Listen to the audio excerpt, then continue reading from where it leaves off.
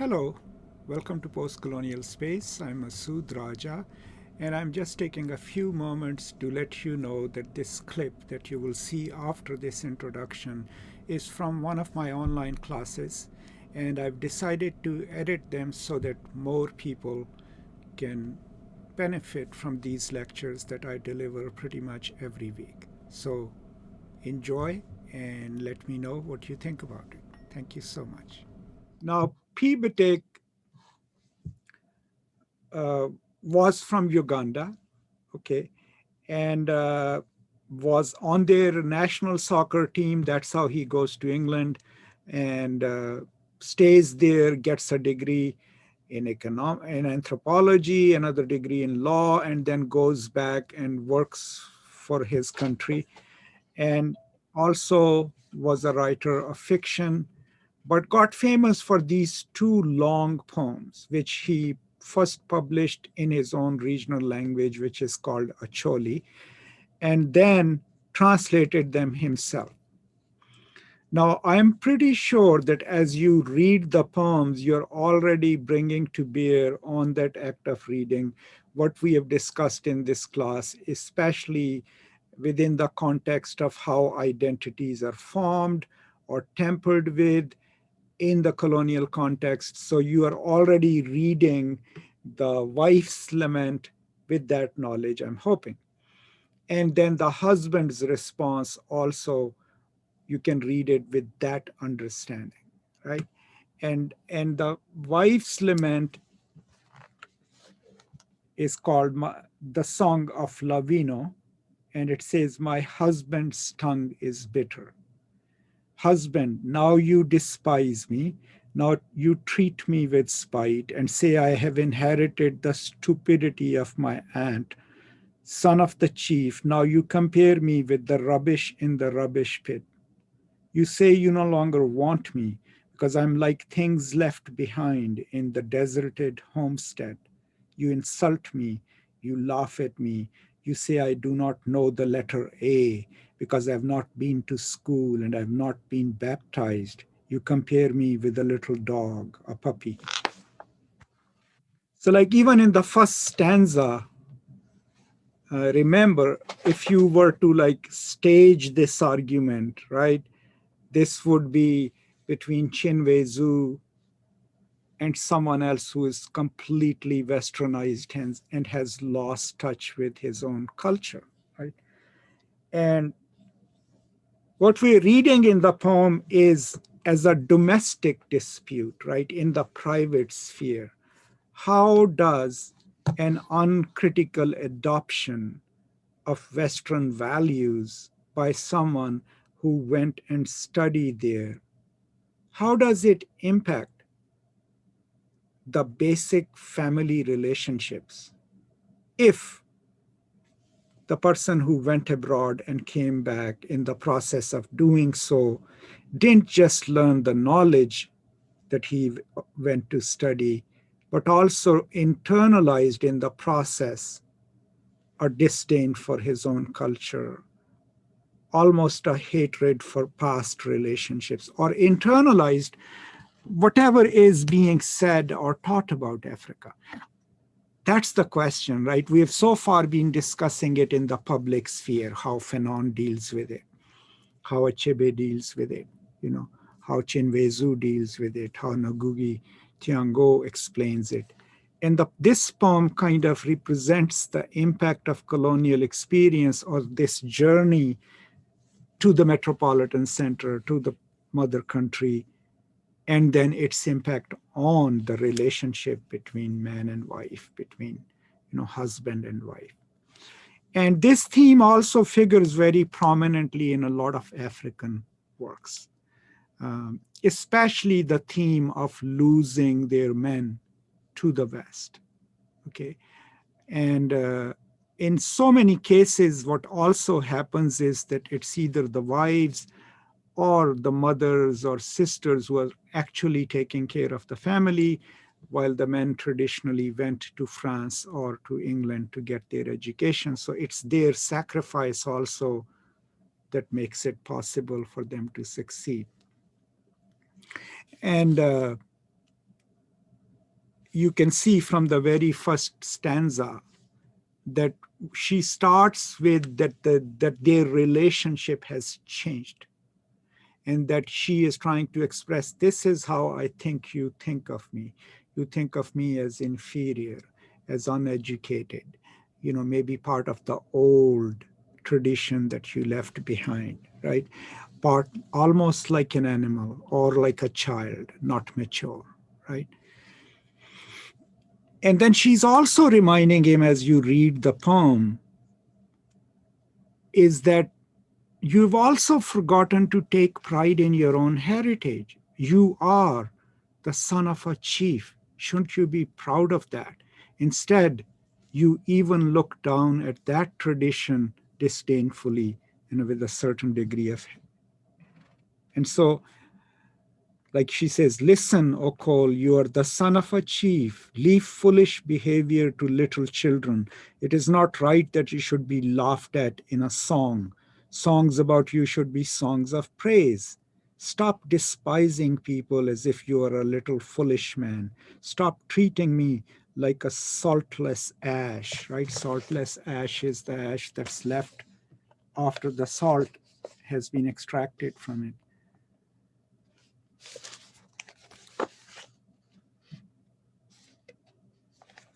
And so, she lays this whole, argument of not just how he has insulted her or insulted the tribe, but that his behavior, she says, is not mature. It's childish, it's foolish. And so part of it is not just that he had become Westerner, part of it is also that he has forgotten to conduct himself as the so-called proper man within the context of his own culture. And that means people are kind of making fun of him, right? For being, having changed his ways, not just learned more, but having become this other person. And that is also the trauma of, even if you develop not necessarily this kind of Okol's identity, even if you have a complex identity where you have parts of this and parts of that, if you're up against someone who has an absolutely purist view of what you ought to be, then you are up against a very problematic, engagement. Think of it this way. I mean, you all are, most of you are in high school, some of you are in college, right? Is how many times have you had a group of friends who were your friends in 5th grade or 6th grade, right? And then 5 or 6 or 7 years later, you go back to visit them or hang out with them, and you suddenly realize that maybe you either don't have much in common with them, or you have outgrown the things that they dwell on, right? Whatever the reasons, right? Now, the idea is, that, but you're still being polite and you respect each other and you just care for them. Or do you turn around and start saying it to them, right? If you start saying it to them, if you start judging them, hey, I've been to Yale, you guys don't know how life works, then their relationship with you would be different. Now, if you didn't do that, if you acknowledge that you have changed, but you're still accepting of them, then obviously they know that you've gone to college and you've done things. They would still, you'll still be able to have a relationship with them. And that's the dynamic that she's talking about, because here is what he's doing. My husband pours scorn on black people. He behaves like a hen that eats its own eggs, a hen that should be imprisoned under a basket. His eyes grow large, deep black eyes. Okol's eyes resemble those of the Nile perch. He becomes fierce, a lioness with cubs. He begins to behave like a mad hyena. He says black people are primitive and their ways are utterly harmful. Their dances are mortal sins. They are ignorant, poor, and diseased. Okol says he's a modern man, a progressive and civilized man. He says he has read extensively and widely, and he can no longer live with a thing like me who cannot distinguish between good and bad. He says, I'm just a village woman. I'm of the old type and no longer attractive. So part of it is social, right? The way he thinks of Africa. So obviously, he has internalized the way the Europeans thought of Africa, wrote about it, published about it.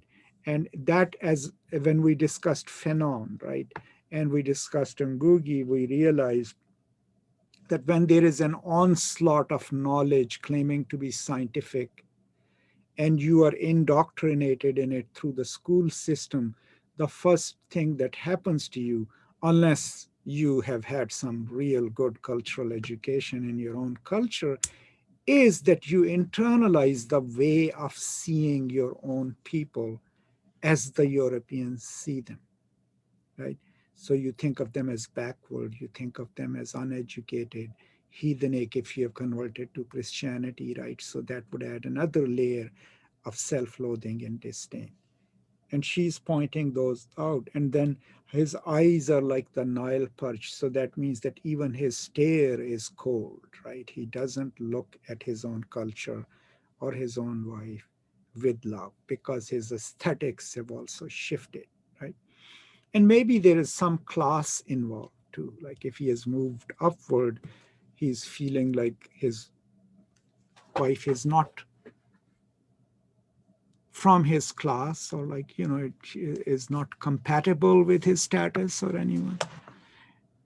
So Ocol treats me as if I'm no longer a person. He says I'm silly, like the oju insects that sit on the beer pot. My husband treats me roughly.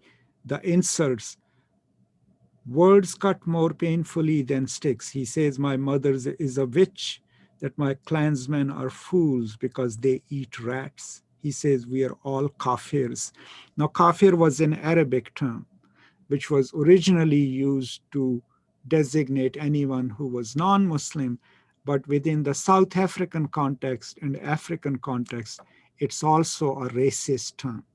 So the Europeans traditionally called all Africans in South Africa kafirs. So it's a highly derogatory term and obviously not used anymore in South Africa or elsewhere. Right? We do not know the ways of God. We sit in deep darkness. He says, I'm blocking his progress. My head, he says, is as big as that of an elephant, but it is only bones. There is no brain in it. He says, I'm only wasting his time. So overall then, through her narration, we get the idea of a man who has internalized pretty much all the stereotypes about Africa during his education in Europe. So he thinks they are primitive. He thinks it's not beautiful. The people are lazy, right? And people are not hardworking. They're not scientific. They're primitive. And that his wife is not an attractive woman. She's just like a witch, right? And nothing in this description redeems Ocol as a person who might like something about Africa. And that's the impression we get of the husband as we read Lawino's song. Of course, there is a response to it as well. Now, this is an excerpted part of the poem. These are longer poems. But that's roughly what we get from this part of the poem. Does the term internalized racism exist? Her husband was taught to hate his own culture and race through a colonization of his mind. Is this a form of alienation? Good question, and that is Braden. Well, not internalized racism. There are different terms for it. Alienation from your own culture, absolutely. You could say what Fanon would call it is internalized you could say, internalize the ways of looking at your own culture from the point of view of Europeans. There is a psychological term for it, which is called cathectation. Okay, Cathexation. Cathectation is when you, as a person, as a child, or let's say as a colonized person, internalize the way your superiors think of something and invest your energies in that view and see the place from that point of view. It happens a lot in colonial situations where natives who were either the servants of the masters or were civil servants, right, would invest their desires into the project of their masters and will start speaking of their own people like the British did. Oh, these people, these Indians, or South Indians, or black people. And so that's something you could also use. But yes, I mean, internalized racism or internalized prejudice, you could call it that. Good question. Okay. And remember, we talked about, the impact of schooling and education. If you are growing up in the 50s or 40s, and there is no room in the European mode of education for subtleties of native culture, because it's modern education, modernity, world systems, economic systems. So those subtleties have not entered the debate where people are open to different ways of looking at the world. The march to progress is Eurocentric. Capitalism is Eurocentric. So anything that doesn't correspond to that worldview is already placed in a different time. It's considered primitive. It's considered old. It's just in the last 30 or 40 years that we have started accounting for differences, where we basically say, well, simply because this group doesn't use microwaves doesn't mean that they are not civilized enough, right? It's because they have a different way of life. And our standard of life should not be used as a yardstick to determine their way of life. Those are like those cultural subtleties are about 40, 30 years old. Before that, the dominant group, whichever it was, Europeans or American, Caucasian dominant group, would always take what they assumed to be right, what they assumed to be civilized, as the normal, as the truth, and will measure everything else against it, right? And now when people do that, since we live in a diverse culture with different debates, when people do that, we already have vocabularies to designate them. Like if you run into any men who tell you, oh, women are supposed to be this way and men are supposed to be this way, and this is this, what you must do as a woman, unless they are your parents, you basically turn around and say, hey, dude, you're a sexist, right? Because now we realize that you don't talk like that about women. You don't essentialize people's traits. You don't assume that simply because someone is a woman, they need to have these habits. Because we've learned that most of what we do and the way we perform our identity is culturally and socially constructed. Similarly, you, me, and everyone else in public, unless you're with Mr. Trump, right? Won't go around telling people that, oh, since this person is brown, they are supposed to behave like this. And since this person is white, they're supposed to behave like this. And black people are like this. We don't essentialize anymore because we are attuned to, through our experiences, through our culture, through our education, acknowledging that people can be different and still equal to us and all. But in this system, the time period that she's talking about, this was very much possible that someone would get so deeply incorporated in the colonial way of thinking that they would start thinking of their own culture as inferior.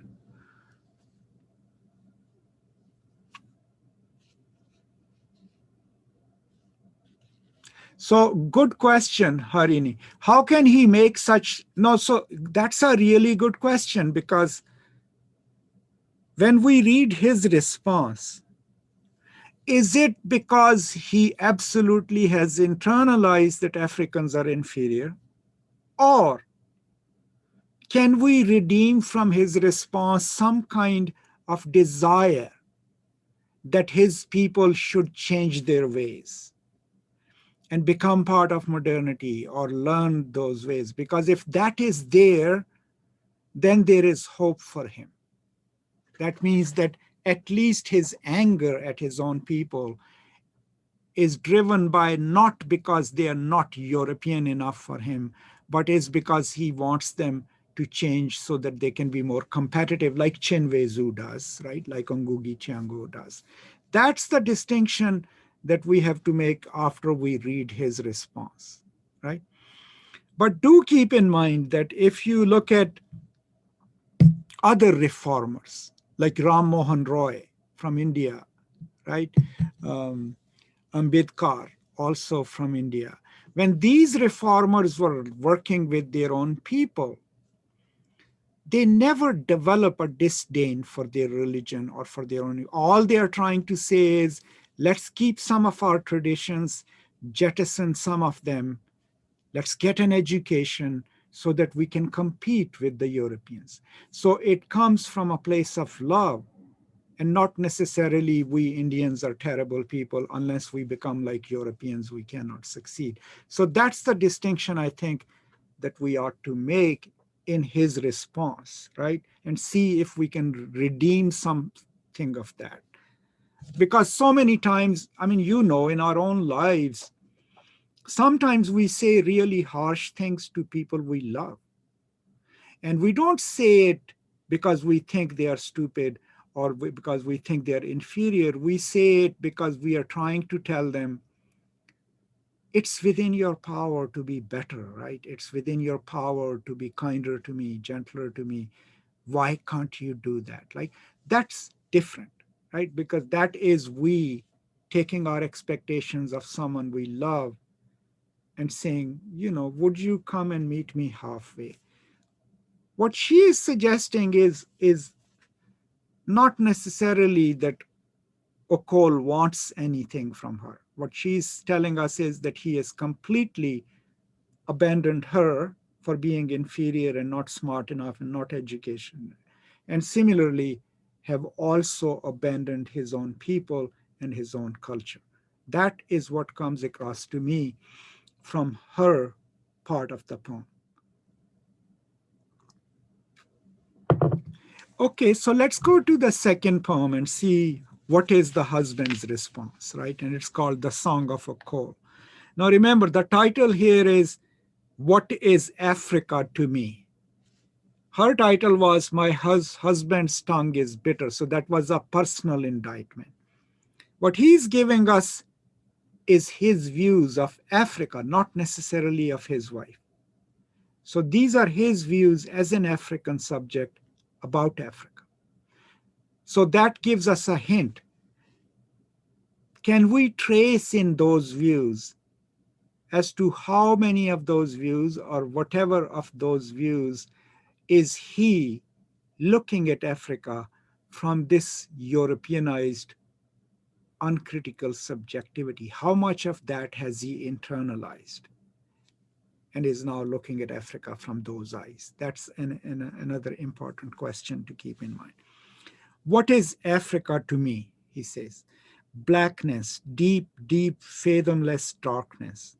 Africa, idle giant basking in the sun, sleeping, snoring, twitching in dreams, diseased with a chronic illness, choking with black ignorance, chained to the rock of poverty, and yet laughing, always laughing and dancing, the chains on his leg jangling, displaying his white teeth in bright pink gum, loose white teeth that cannot bite, joking, giggling, dancing, stuck in the stagnant mud of superstitions, frightened by the spirits of the bush, the stream,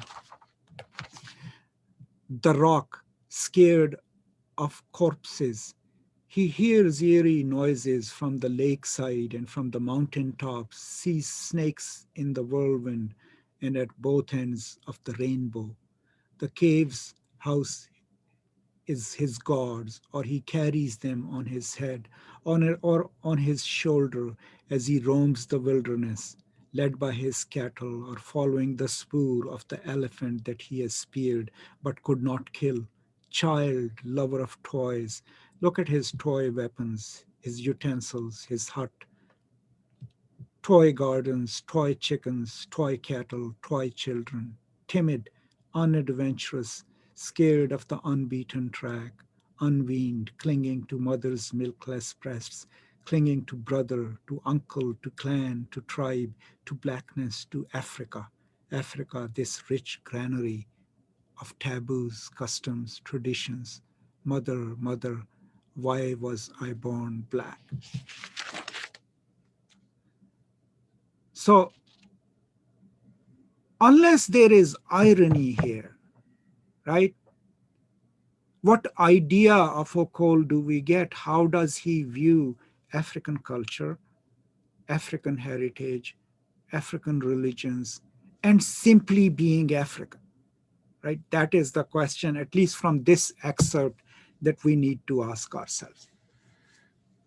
Braden, I think the distinction that he may want to modernize his culture, if it is there, is very subtle.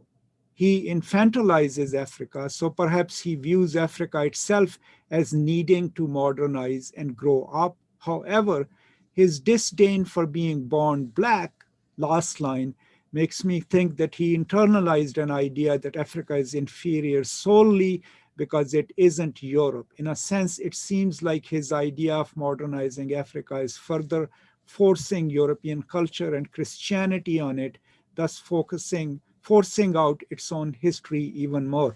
Very well said, right? Because part of me wants to redeem, at least from this excerpt. I will go and find the full poem and see, maybe he redeems himself. Because what I want to see is maybe, okay, sometimes when you're talking about your own culture and you love it and you want it to be better, so you want to point out, hey, this is what we do wrong. This is what we do wrong. Let's get rid of this and import this and, learn this and maybe we can be better. So that's what I'm hoping maybe we can retrieve from it. But the last few lines complicate that, because the last few lines are not about Africa. It's about he thinking of himself as an African and lamenting that.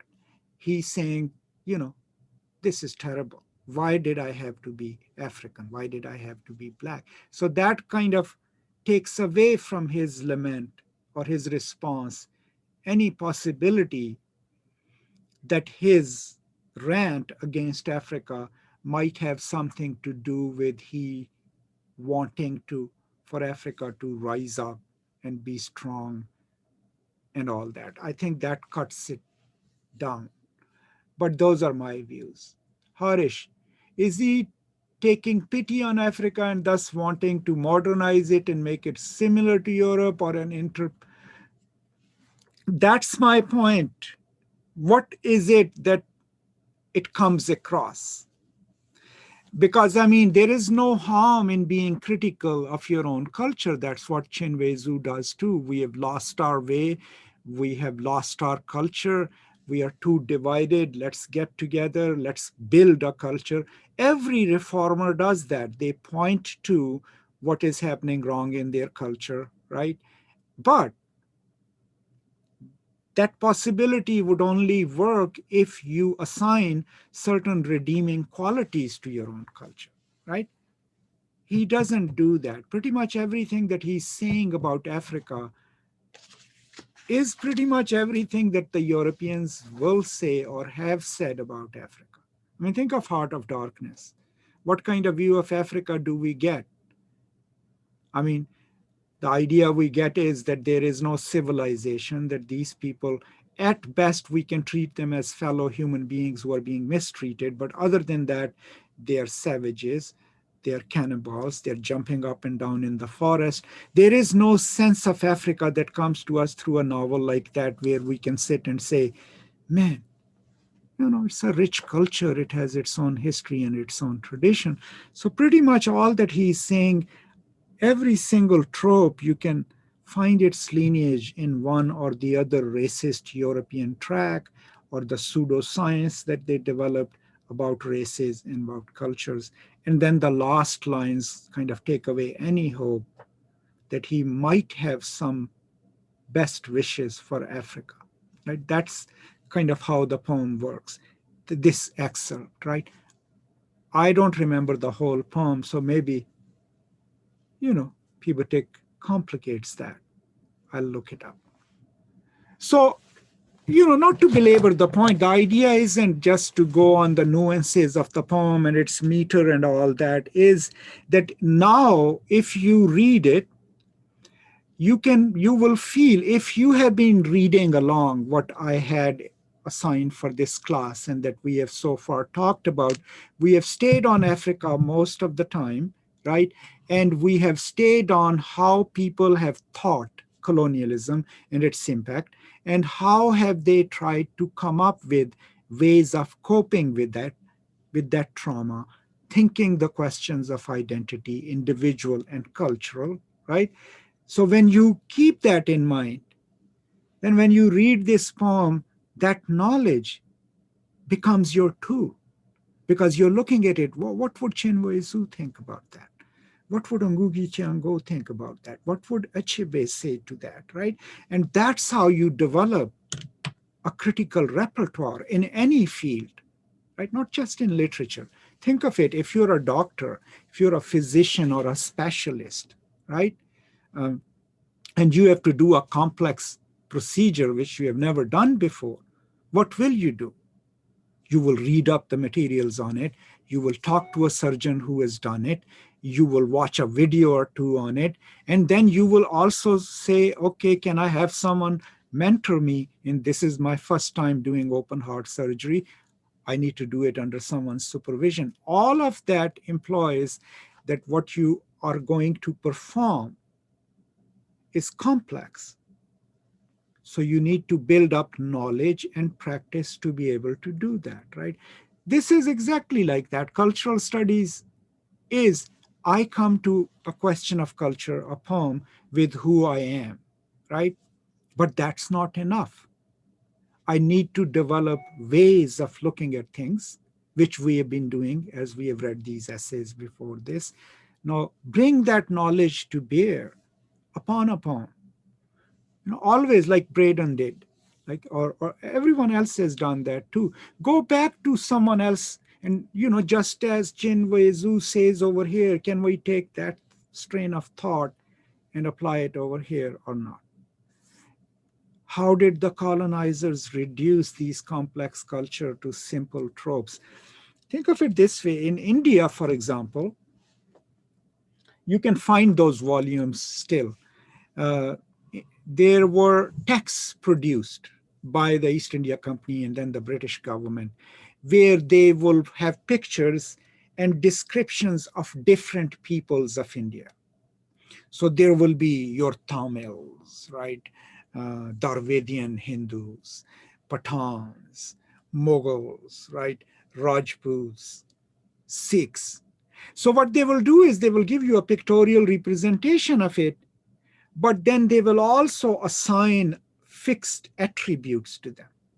Pathans are greedy, they are by nature violent, and all that. Now, those documents then weren't just descriptions of these tribes and their essentialized, unchanging attributes, right? The civil servants of British India read those to understand India. So that means their understanding of India was biased in these racialized views of inhabitants of India and unchanging attributes assigned to them. So that means that the policy that they made or the way they judged these people was based in that information. If I'm running into a Pashtun, how do I treat them, right? Or a Baloch, how do I treat them? So that is the significance of this kind of knowledge, that it predisposes us to see people a certain way. You are young in America, you live in a diverse culture, you can already tell how people do that. You can always tell who is a racist. And the reason you can tell who is a racist is because they will look at you and assign you a certain value without knowing anything about you, because they see who you are and they think that since you look like this is the kind of person you are. So that is racism, denial of your complex humanity, right? And implanting on it a predisposed view of what your type is or what people like you do or believe in. And that is very much operative over here, right? So, I mean, what I'm trying to highlight, it's probably the only time um, you'll take a course like this in TAMS, right, is that what we study in a poem or in a literature class, we don't just do that because doing that would make you a better student. No, we're doing this because if you think of these things critically, right, learn them, and if it enables you to think about the world differently in a more complex manner, right, then it can enrich your life, your experience of it, your handling of other situations, your dealings with other people, right? It can become a corrective, which tells you, I'm thinking this about this person. Am I being an essentialist, right? And then you say, why am I thinking about this person like this? So that's why there are two things I encourage my students to do in my all classes. Ask yourself, if you're thinking a certain way about a poem or about a person, ask yourself, why do I think the way I think? Where are my thoughts coming from?